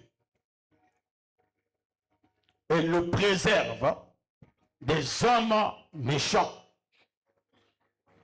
Daniel 6 10 16 22. Et batte la yo na méchanceté. Yawala ki ndoki ya famille na bino yo détruire yote. Dis-moi amen. Yawala obange lokata mokote. Ata yoki ba lobi obangate. Obangate. Yobala ndeko na obangate. 6 elle nous préserve des hommes méchants. Na pesi Daniel 6 verset 10. Il y a l'histoire de Daniel na kati de boule ba lion. Mais ata mokali akiete. Ata moka lia kete ata famille na bloki ndokia makasi moto ata moka olia ote. Est-ce que maman moka zo yokanga a? Ata na famille na bloki ndokia za makasi moto moko te akolia yo. Ane oyo okosinsa yango ane asko kote yango ane wana okosinsa yango ane asko kote yango jusqu'à mokolo on nzamba décider pona yo. Moto moko te wana décision contre vie na yo akodjwa yo. Il y a un libulu tout bâtiment pour la côte Isaïa n'a déclaré par nous côté dans libulu wana. Il sera délivré au nom puissant de Jésus-Christ. Alléluia. Alléluia. Alléluia.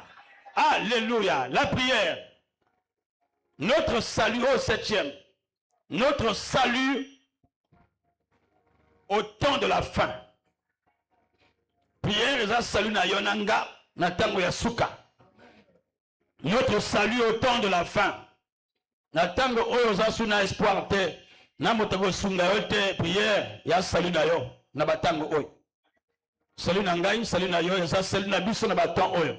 Yango na yo motozo senti que c'est fini pour toi. La prière est un moyen que personne voit senti. Prière est un moyen que bimisa na place des espoirs et c'est comme établi.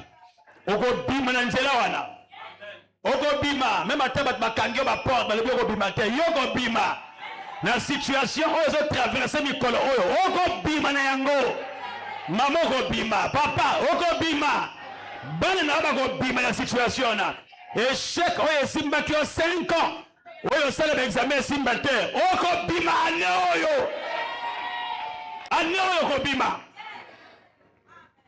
Luc 22, 42, 43. Luc 22, 42, 43. Aussi c'est Luc 22. 42, 43. Luc 22, 42, 43. C'est bon, on a page. La Bible dit, dans verset 41, puis il s'éloigna. Puis il s'éloigna à distance d'environ un jet de pierre. Et s'étant mis à genoux, il pria, disant, Père, si tu voulais éloigner de moi cette coupe, toutefois, que ma volonté ne se fasse pas, mais la tienne. Le bas, Amen. Alors un ange lui apparut pour le fortifier. Pour le fortifier. Il pose un ange pour le fortifier. Et comme il y a qui plein il fallait accorder na katia tombeau pendant 3 jours. Et le 3e jour, même ange a fortifié qu'il y a fongol di banga et a démissié. Dis-moi Amen. Situation on a au bimana yango. Même mata au jangi moto baninga basana bato. Yoka bien au bimana yango. Situation on a au bimana yango. Na déclaré porte tout et kangama qui prend yo bimate. Yango e fongwami. Na lobi yango e fongwami. La situation on a, yo bimi la situation on a, yo bimi la situation on a. Il y a une situation encore très troublante, mais tu sors au nom de Jésus-Christ. Comme Lazare a bima qui la situation encore difficile, yo peut la déclarer tombe tout. Oh bah tu vas se bakundio. C'est fini pour toi. N'a mon puissance et résurrection. Oh bimi la situation on a, yamba grâce. Alléluia. Même le brigand, dans le dernier moment, a prié à le bureau Mokondi. Même si, na mabe, mettons comme dans le royaume, le Mokondi, à le bi, au boss de l'angaïté, il y a qui prière, il y a tango, il y a souka, il y a fongo, il y a porte, il y a salut. Nous avons un qui te qui a bouma qui va te belé, mais qu'à prière, wana, il fongo, il y a porte. Nous avons un jambi, le kola motasala qui m'a l'âme, la vie, et tout mon bimba. Zamba yandiye, abi mon fils. Abi nga agete pour na gauche agete pour la droite. Abi mais na lozo bala yo nga na comme le fils de Dieu. Na comme mwana, mais na bomi toute la vie. Une prière, ya qui suffisant. Prière ya qui suffisant. Aloba kaka, pona nzambe afongola motema na ye a embrasser. Dis-moi amen. Na déclaré même à toi qui n'apporte pas porte kangamaki. Mokango yezo fongwa. Ni banango yezo fongwama. Ni satango yezo fongwama. 4 bango yezo fongwama. 5 bango yezo fongwama. Na mono ndiye ka bishop party. Est-ce que vraiment ça yo moto sana kacha? Na déclarer porte tout et kangami. Liboso na yo e fongwama. Kende ko sepela. Kende ko fongwama. Kende ko bonga. Kende surprise zo jela yo. Ya mabete malam. Oye c'est malam na kangi yango. Ezo jela lobby. Ezo jela sima lobby. Ezo jela sommet na oyo. Yamba grâce wana. Alors tiens ma place, vous allez acclamer pour l'Éternel. Bête ma boko. Bête ma boko ma casse. Bête ma boko. Bête ma boko. Bête ma boko. Bête ma boko. Bête ma boko. Bête ma boko. Plus fort avec cri de joie. Bête ma boko ma casse. Il ma cri de joie. Il est merveilleux. Il est merveilleux. Il est merveilleux. Il est merveilleux. Il est merveilleux. Il est merveilleux. Il est merveilleux. Même dans les temps difficiles. Alléluia. Même dans les temps très difficiles, la prière c'est une puissance. Une puissance qui est capable de te faire sortir. Capable de te libérer. Quel que soit le problème. Prière est sa force. Quel que soit le problème. Quand tout est à moroté. Otia tembete na prière oyoko sala. Na kati ba situation oyo sele moko pibana yango. Vanda genou. Quel que soit le problème, vanda genou. Nous ba na nzambe likamba. Oko pibana yango. Et oko tu as témoin j'ai vous raconter. Dis-moi amen bien. Ça m'a beaucoup dit que ba père, je me repens. Na se repentir na vie na ngai moko. Il y a prière, oh vie moko négligente, il y a prière. Na se repentir na vie wana. Na se repentir na vie oya qui na manque ya prière. Père, na yebi ya moyen na ngai ko solana yo. Na abandonné plusieurs moments. Na boyi ko solana yo na makambebele. Mais na jongi na présence ta yo. na djonko lo encore na yo. Seigneur, pardonnez ngai na temps et belé na leki oyo na quitté na présence de pour te parler. Seigneur, pardonne-moi.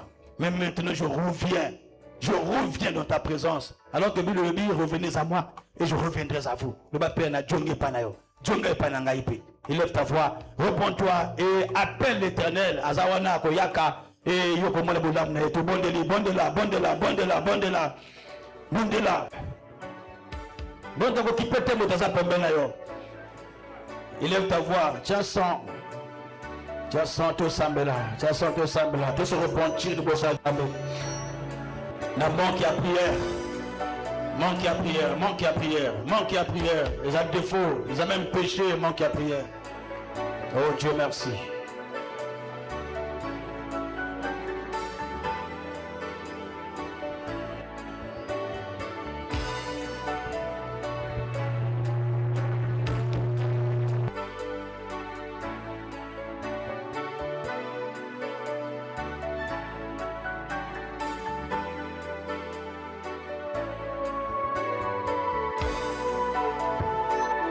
Merci Jésus, merci. Merci pour la bénédiction. Tout dit que sois béni Jésus et gardez encore la mité manabiso. Au nom précieux de Jésus, au nom merveilleux de Jésus. Bête ma boko ma kasi ya moto à Pambolami. Zwa place. Nzamba pambola ngana yo. Ya pambola parole na mitema na biso. Bimisa dim na yo, bimisa offrande na yo. Na prémisse na yo. To pesa ngona Nzambe. Na puis au moins 2 secondes, yo moto préparé. Tombe l'angolo. Père, au nom de Jésus, au lobby apporté dans la maison du trésor toutes les dîmes et les offrandes, car c'est toi qui donnes au sommeur la sémence. Et au Pessi, Seigneur, tu as apporté Nandako ya trésor. Et ma boko tu es machi likolo, nzambe sopam vula ma pamboli. Briser, oh, tu as puissance, tu as stérilité, il y a sécheresse financière dans la vie à peuple, oh, quand ça peuple en abondance, dans le nom de Jésus-Christ, Amen. Beta maboko makas. Tu as besoin de oyi kaka lelo, nano sambela awate ba invité yo, oyi awuzana million na biso, beta maboko yaka libosa to sambela pona yo, oyi awa pour la première fois, oyi ko sambela awa. Oza na kasi awa pusana liboso to sambela pona beta maboko encourager baninga yaka oyimba la liboso nani osambela awa te yaka beta maboko encourager baninga yaka to sambela pona yo yaka to prier pona yo oza libanda kota na kati Walibanda kota na kati. Soko vanda kati awa pusana to sambela pona yo. Walibanda yaka. Au nom de Jésus. Amen. Shalom na biso. Maintenant au kanga miso fongole maboko. Ce que n'a de Jésus, yoko répéter comme na koloba. Loba Seigneur Jésus. Tongwa lelo. Nanjimi nazamota masumu okufa kiponanga osekwa kiponanga limbisa masumu na ngai sokola ngai na makila na yo longola kombo nanga na livre ya kufa na livre ya condamnation koma yango na livre de vie na komi délivré na komi sauvé et okomi nzambe nanga et maître ya âme nanga au nom de Jésus. Amen. Fongola miso. Kuna beta maboko. Zela beta maboko. Amen. Papa. Comment ni papa atelemi atombe loboko wana? Ok, au moins 2 minutes na likambo moko na bino après bojongo vanda. Beta tiso maboko makasi. Amen. Zala attentif. Au suivre annonce ya semaine. Amen. Et après bien au coach de stylo na yo on noté pour na obo sanate. Semaine ya lobby lundi, le 15 juin à partir de 6h30 à 7h30 tozana culte matinal. Beta maboko. Amen. Et na culte matinal, tu as un mystère, il y a maï. On va bengi l'eau qui bénit les mains pour la richesse. Donc l'eau binatongo, on met mis bouteille ya maïwana. Et maïwana, tant que tu as ma boko na yo, nzamba ko peso mbongo bozu o nanim osima na nite na vina yo. Donc, zala disponible pour la culte matinale à lobby. Et kaka même lobby wana ya lundi, à partir de 15h30 à 18h, bon bazana programme il y a 40 jours, tokokutana awa. Amen. Et thème on va développer durant tout le 40 jours net la lobby na pourquoi le bâton devant un serpent. Entre parenthèses, le changement. Parce qu'il y a des s'étonner. Moïse a simbaki nzete, non? Et tant qu'on a ordonné que nzete na maboko ya Moïse et bongo make komaki nyoka. Yako yoka pendant moto azana 40 jours. Et kaka même lobi wana à partir de 8h à 11h et zana réception. Yo moto ba yambi yo lelo, yo pe moto so wumeli on a besoin ya orientation, yaka lobi ba sa na nzamba kozala awa. Et mardi et Athéna culte matinal. Kaka à partir de 8h à 11h et 10h, ils ont permanence ou ils ont réception. Dans le lobby, culte matinal à Athéna, réception. Oroyaka, Bassan Nanzaï Bakozala Awa, Ponaba Yambo de 8h à 10h. Et tu en as 3 grandes journées. Yokango bien. Tu en as 3 grandes journées. Il y a jeûne et prière pour l'église de tout Movimba. Beta maboko makasi. Amen. Awa nzamba a fait opportunité pour la mototou. Yo moto quantité, il y a 40 jours, il y a jour pour jour. Mais nzamba pas penser pour na yo. Donc tu en as 3 jours. Et kobanda mercredi à semaine tu en as mercredi, jeudi, na vendredi à partir il y a 15h à 18h. Donc ce que comme 0h au 23h50, il y a mardi wana. Tokochi. Donc, disposez ton aéroport pour avoir 3 jours wana. Aucun mot sala, aucun mot mbongo, peu importe l'activité de sala, mais disposez ton. Aucun ou yimbango yako sambela. Net tu ko yoka net va le sur la puissance de la prière. Wana ba situation na vie na yo moko yaka ko sambela. Que tu as tes charges, non, tu as le colo à moto, mais yomoko, tu as la responsabilité. Amen. Donc, pendant 3 jours, on a oyi. Et 3 jours, il y en a tellement que c'est spécial, qu'on développer, thème allés, briser les barrières invisibles qui limitent ma vie. Briser les barrières invisibles qui limitent ma vie. Il y en a des barrières spirituelles. Ils ont empêché de avancer. Ozo bunda na bandenge tu, mais ozo kansa même na moto, ozo pia même bambongo pa le kamone salama et ate bateau. Il y a une force moko beza spirituelle. Ce qui est que longa le surnaturel, donc le naturel est que personne là. Donc il y a qu'à prier na état ya jeune et préparer mon thème na yo, disposer ton na yo. Avant il y a qu'à pendant 3 jours on a préparé en gros mentalement. Et zalana ba tonto ko yaka, oyaka te église de ko la bon mesano. Qui n'a pas message to semble la kaka yaka préparé parce que Lucas rencontre moi qu'on a Nzambe font Nzamba bouleverser final. Amen. Et na 3 jours wana il y a mercredi, jeudi, vendredi, tokoti a maboko na kati ya l'huile. Amen. Donc on a brisé eza sécheresse et brisé ba malédiction na ba vie na biso. Amen. Et vendredi, samedi, ils ont répété encore. Maintenant, dimanche, il y a le 21 juin. Donc, durant tout dimanche, il y a moi, chaque dimanche, il y a l'esprit de la supplication. chaque dimanche, va côté avec sur l'esprit de la supplication.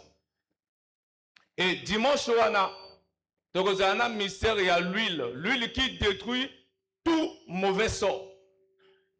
Amen. L'huile qui détruit tout mauvais sort. Yo ezana eloko moko boya mabe ba boaka na nzoto. Soki ofandi na bato, bo aller bien mais bato ba yina yo. Okoki ko salisa moto mais bato ba kotelema contre yo. Bajo ba boaka kikieni, bajo ba fa diable la moto moko ba boaka na nzoto. Pona ba kimisa ko makamba bien. Parfois ce que du relation moko be mota proposer yo, mayoka kona solo moko ba mabe. Yo moko zo yo kanzoto mais au juste sur l'angle ya nini. Ya na o moko ba boaki yo. Mais dimanche wana na l'huile wana botutu oyo wumela mauvais son oyo c'est job ané na l'huile na tango ko toucher ka dimanche wana moto amemaka ngolo kola nzoto oyoka ba conséquences. Amen. Donc oyi nango et nzamba ko pambola biso. Et pendant bo bazana 40 jours, lelo a aussi ça à partir de 16 h ou déjà a. Bete mabako makasi to yambi papa.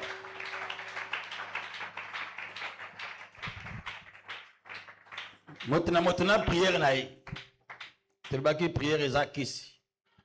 Na déclaré Sainte Seine oyo. Par la foi, biscuit oyo comme corps, la chair de Jésus-Christ. Et jus oyo comme le sang de Jésus-Christ. C'est par la foi. Il a donné au le pouvoir de changer les eaux en sang. Maï oyo est comme le sang de Jésus-Christ. Et biscuit oyo comme la chair de Christ. Et au sein la vie de Dieu na kachinabiso. Oto akocho lelo. On va détruire que force de la prière. Nous allons relever force de la prière. On va détruire que foi nayo, c'est la rétablie. Waki malade. Qui ne peut expérimenter la guérison divine. Na corps nayo. Au nom puissant de Jésus-Christ. Na déclaré par mon ami. Na kombo na Yesu. Amen. Yo en a 40 jours, yo liate. Vous comprenez, non? Voilà. Qui ne bien. Nous sommes à jeune, nous n'a pourquoi. N'a rappelé encore. Yo sommes à jeune à 40 jours, il y a eu, c'est 18 heures. Les kakayoki, et les canamis sont qui pas monter vraiment. Il y a besoin n'a pourquoi. Alta aux hommes dans les autres, nous sommes effets n'angai. Il y a sans effet. N'angai te pardon. Et bien, ça n'a pourquoi. Il a déclaré dans la Sainte Seine, oh, nous avons accordé aux guérisons. Nous avons accordé aux guérisons. Nous avons accordé aux guérisons. Il y a la chair d'ailleurs. Accordé aux guérisons. Alors, au Sambeli. Tiens, tu arrives, tu vas louange petit nangai. Tiens. Tu lis à Nakatia. Louange. Rapide. Protocole, il faut que je joue au moins de 10 minutes, il faut que ça casse scène. Il y a trop de moins de 10 minutes, scène, il faut ici là-bas déjà. Quand on a mis son ailleurs.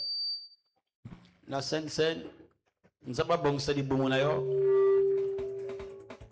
Amen. Tout ça a besoin. Pour ça, on a biloko to soma pona ba mama bébé hein. Bo ocho bota kala mingi te. Bana ba bota mi tellement épelé. Futo lo kato sa bango ata geste. Amen. Na ko bon sa jour na pia date, woni ko za dédicace carrément ya bana. Na semble la pona bana et pona bana o ba bota mi sika to pesa bango ba moi savon, moi eloko o esengeli to pesa. Amen. Donc oyo ayebi abotaki vraiment ya kosala signe déjà wana ndeko abotaki ana kacha wa ya kopesa biso pesa kombo na ye déjà te ba au moins to alina affaire na combien de maman ya bébé auto ko satisfaire avant to sur ça moi oyo ya main ya juin pardon tiens ça beta ça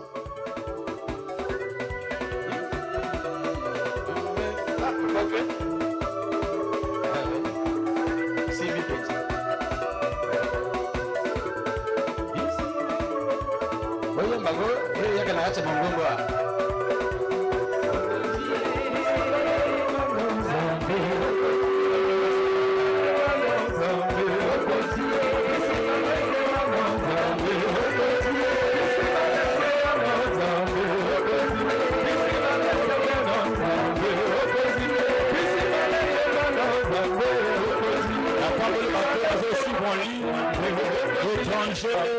Sur en ligne, la Pointe Noire, la Ouesso, ça va pas me la du Nord.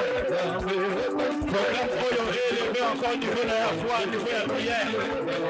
Ça va bénir côté au bâti, ça va bénir côté aux arts, la quartier, l'étranger, ça va pas me la au nom de Jésus-Christ.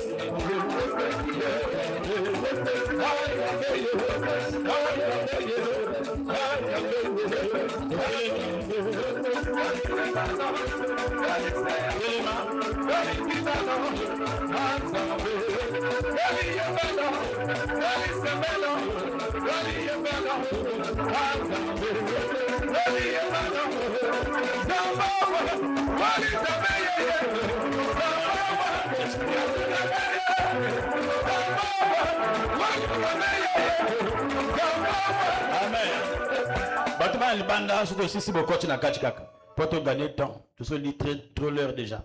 Tiens beaucoup likolo.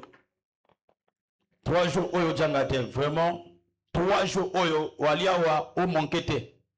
Aussi si mosana attend au kimbango oyo participer na programme. Wana jemi o bindengo lia. Amen. Moi ça dit aux autres chinois que de jeûner à sec pour ne permettre na yo ça n'a pas problème non. Au lit on a parti ndengo zo lia. Après il faut prier pendant 3 jours. Amen. On a maladie na makolo na motema yaka. On met la kisi ya antibiotique ou sous traitement, on a manière peu pour dire pour nous yaka na programme ya prière mais on manquait tu vas prier et tu vas prier pour les couleurs à battre. Amen. Tu vas profiter tout joie au fond du soir na biso na journée comme moi qu'on a 3 jours et tout semble pour la balade et tout semble pour la délivrance ya battre. Amen.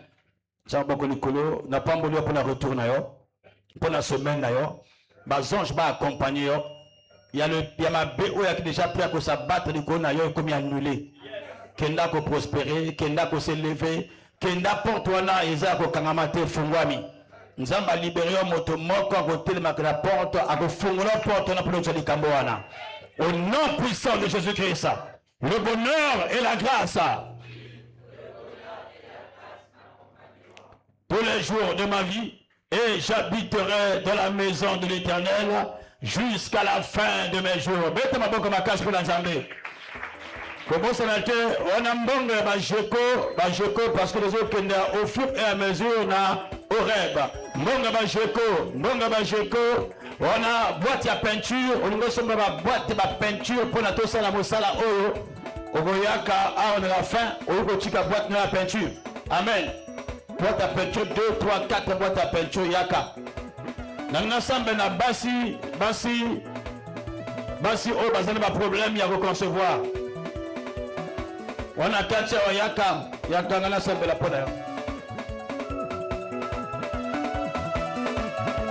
Olingo ta chorale au puissant niveau. Eh, ba maman Nikolo. Ya kota na chorale.